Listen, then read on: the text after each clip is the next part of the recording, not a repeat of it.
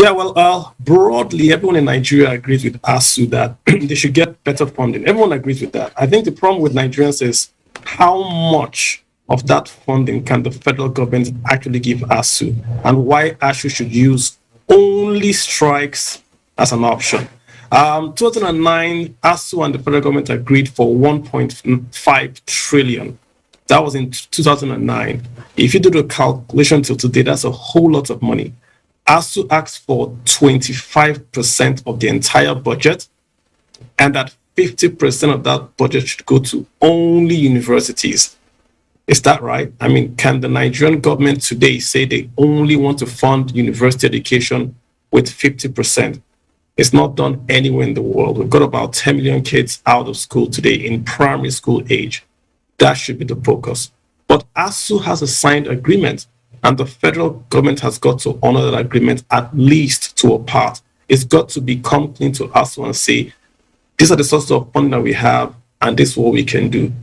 For IPPIS, I think it's just ASU being a bit too arrogant. You can't tell your employer how you want to be paid. Imagine if ASU says, we don't like the way passports are issued, so we're going to issue our own ASU passport for university lecturers, because Nigerian passport service is not really functional or doesn't really work optimally. That's a bit arrogant from them. But last to the point I'm going to make, there is no ASU bill. All these promises, was it captured in legislation? Was it captured in appropriation? No. It was an agreement done by the president and the academic staff in universities. There is no bill saying we're going to take this money from this part to fund this agreement that has been signed by the president. That is the big hole that ASU should have covered up. The kids should not be at home because ASU doesn't want IPPIS. That's bad on the kids. It's crazy. I'll give you two implications. I mean, your video showed a lot of kids out at school, drug abuse, all that kind of stuff, because they're not engaged mentally at school. The bigger import is that lots of families are going abroad to get education. What does that mean to the Nigerian naira? It's falling because you need dollars to spend abroad to take your kids to school abroad. So every time ASU strikes, the dollar will crash. Every time ASU strikes, the economy will depreciate. There is no economy on earth that grows without an investment in education. And that's the fault of the federal government. If the federal government does not invest in education, the Nigerian GDP per capita cannot grow. But every time ASU strikes, more Nigerian families take their kids from Nigerian schools and go abroad and buy more dollars. The naira gets weaker, jobs get lost. That's a direct correlation on the economic front of the strikes that we're seeing. Maybe you would respond to the fact that, the strike is still on despite the ultimatum given by the president. But how would you respond to the fact that ASU is asking that, Nigerians vote out the All Progressives Congress? Is ASU a political party? And then is it right, to be asking Nigerians to do that?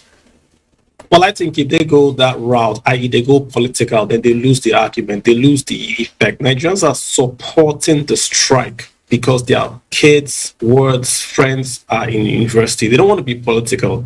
They want their kids to learn and come out with a degree. Once you start to say, vote out this party or that party, the agreement was signed by PDP. The 2009 agreement was a PDP agreement, right? Even before then, we've had governments, even the military governments, that haven't funded education. So it's not a political party issue. The government signed, in my view, what they cannot implement. 1.5 trillion every year for 3 years, 25% of the federal budget, 50% of that budget should go to only universities.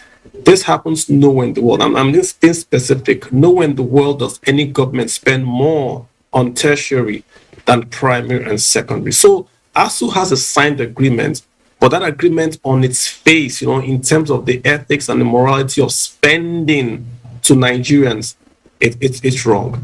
So there has to be a middle ground. The pipe is blocked. There has to be a middle ground. The government has got to meet ASU, and ASU has to drop most of the frivolous demands like don't use IPPIS. Come on. If the president is paid by IPPIS, the military that go abroad, that do transfers, that have allowances, that go on peacekeeping, they are paid by IPPIS. So ASU should drop that. All right. Thank you so much, Kalu. Thank you for your time, and thank you for joining us.